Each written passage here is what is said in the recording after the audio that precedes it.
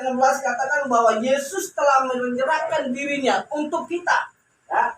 Dan kita juga harus relakan diri kita untuk saudara-saudara kita yang menderita. Katakan amin. Amin. Ada banyak teman-teman kita loh, saudara sekalian yang dikasih Tuhan.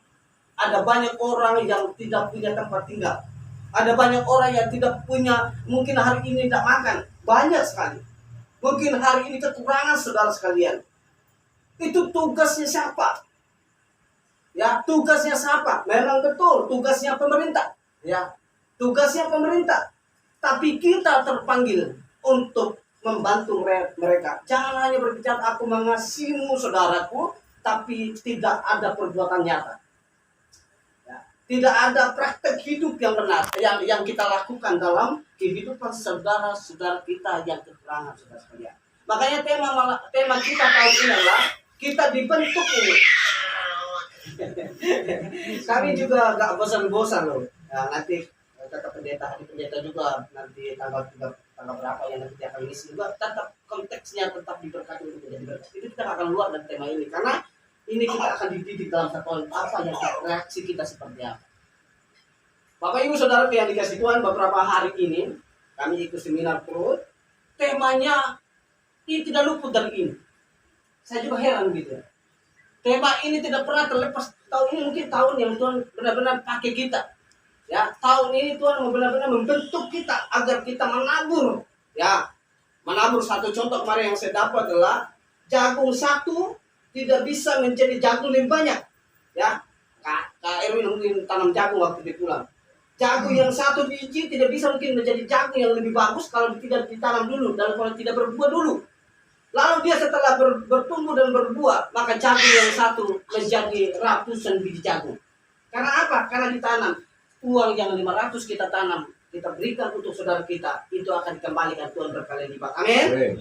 Karena kita menanamnya dengan hati yang tulus. Saudara sekalian yang dikasih Tuhan, firman Tuhan memang keras buat kita sebenarnya. Dan saya mau saudara, kita semua ini, kita terpanggil, kita sudah diselamatkan, kita sudah dibawa oleh Tuhan dari kemenangan-kemenangan yang berikutnya, ya, seperti doanya Bapak Gembala kita. Itu Tuhan punya maksud. Ya, Tuhan punya tujuan yang baik. Jadi jangan menutup mata ya terhadap saudara-saudara kita yang kekurangan. Ya, terhadap saudara-saudara kita yang kekurangan. Ada satu penulis buku yang kita kenal begini, saudara begini. Dr. Washington. Dr. Washington mengatakan begini. Mereka yang paling bahagia, ya, saya dan Bapak saudaraku semua, kita akan paling bahagia jika mereka yang banyak berbuat kasih kepada orang lain. Kita dibilang di sini, mereka akan paling bahagia, mereka paling berbahagia adalah mereka yang banyak berbuat kasih kepada orang lain. Itu menurut daripada Bill Clinton tadi. Nah, saya balik. Kita akan paling bahagia. Kita akan bahagia selalu jika kita membagikan kasih kepada orang lain. Amin. Amin. Jadi ada sesuatu yang kita lakukan, Bapak Ibu Saudara yang dikasih Tuhan. Ada sesuatu yang kita kerjakan. Lalu Bapak Ibu kita sudah berjuang tidak hanya memang tujuan utama adalah dalam konteks ini adalah membantu saudara-saudara kita yang kekurangan. Ya. Masih banyak orang yang tidak punya apa-apa, tidak punya pakaian, ya. Tidak punya mungkin hari ini makan, besok belum tentu makan. Ya. Hari ini minum, besok mungkin masih minum karena airnya banyak. Ya. Masih banyak air begitu, tapi makan minum itu bagi saudara yang Tuhan. Ini tugasnya siapa? Tugasnya kita semua. Tugasnya siapa? Tugas kita yang sudah dipanggil sama Tuhan. Makanya poin pertama lah, kita terpanggil untuk mewartakan kasih lewat perbuatan kita. Semua orang terpanggil. Semua kita terpanggil untuk melakukan itu. Makanya malam ini kita diajarkan adalah untuk melakukan sesuatu yang di dalam konteks ini adalah Nah kalau kita lihat di poin berikutnya Bapak Ibu Saudaraku, di mana Tuhan menyelamatkan kita ya, di mana Tuhan menolong kita, di mana Tuhan memberkati kita, di mana Tuhan mengangkat kita loh ini, mengangkat kita dari segala dosa, menyelamatkan kita ya dari segala kejahatan yang kita perbuat. Tuhan mengangkat kita dan menyelamatkan kita dengan satu tujuan dalam konteks adalah untuk memperhatikan, mewartakan kasih kita, kasih Kristus lewat kita, lewat perbuatan-perbuatan sekecil apapun saudara yang dikasih Tuhan.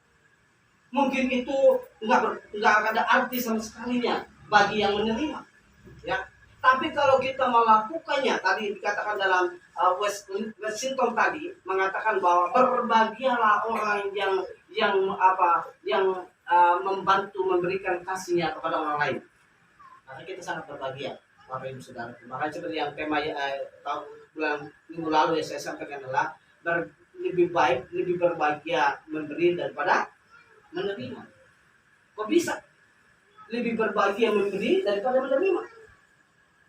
Ya, kan aneh. Harusnya lebih berbahagia orang yang menerima daripada memberi. Kalau kita memberi berarti ada kekurangan. Tapi kebalik dengan prinsip pikiran Tuhan. Tuhan bilang lebih baik memberi, lebih berbahagia memberi daripada kita menerima. Mau kita menerima lebih dahsyat, Bapak Ibu Saudaraku yang dikasih Tuhan, mau menerima berkat-berkat Tuhan di tahun 2024 ini, kita harus melakukan sesuatu yang kecil, kita memberikan kepada orang yang membutuhkan. Banyak orang yang membutuhkan itu, saudaraku yang dikasih Tuhan. Ya. Banyak orang yang perlu itu. Di luar sana banyak yang membutuhkannya. Nah, tugas kita, Bapak Gembala dan segala timnya, beberapa tahun sebelum saya bergabung, mereka sudah melakukan sesuatu yang luar biasa, menolong orang-orang, membagi bansos, bakti sosial.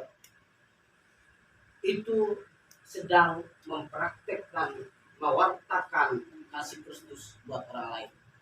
Oke, poin yang pertama. Poin yang kedua, Bapak Ibu Saudaraku, menolong yang menderita, yang kekurangan merupakan adalah korban-korban yang baik bagi Tuhan. Coba kita lihat dalam Ibrani pasal 13. Ibrani pasal 13, kalau dalam konteks Injil sebentar.